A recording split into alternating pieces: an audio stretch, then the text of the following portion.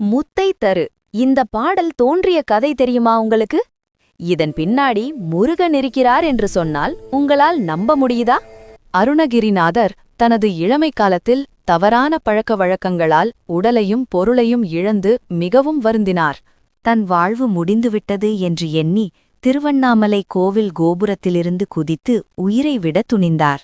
அவர் கீழே விழும் அந்த நொடியில் முருகப்பெருமான் ஒரு முதியவர் வடிவில் தோன்றி தனது மலர்க்கரங்களால் அவரை தாங்கி பிடித்தார். அருணகிரி, நீ சாவதற்கு பிறக்கவில்லை, உலகில் பக்தி பாடல்களை பாடுவதற்கு பிறந்தவன் என்று கூறி தனது வேலால் அவர் நாவில் ஓம் எனும் பிரணவ மந்திரத்தை எழுதினார். முருகனே முத்தை தரு என்று முதல் அடியை எடுத்துக் கொடுக்க, அதன்பின் அருணகிரிநாதர் பக்தி மணம் கமழும் திருப்புகழ் பாடல்களை பாடி உலக புகழ் பெற்றார். நீதி: ஒரு பக்தன் எல்லாம் முடிந்துவிட்டது என்று கலங்கும்போது முருகன் அவனை கைவிடாமல் தடுத்து நிறுத்தி உயர்ந்த நிலைக்கு கொண்டு செல்வார் என்பதற்கு இந்த கதையே சாட்சி.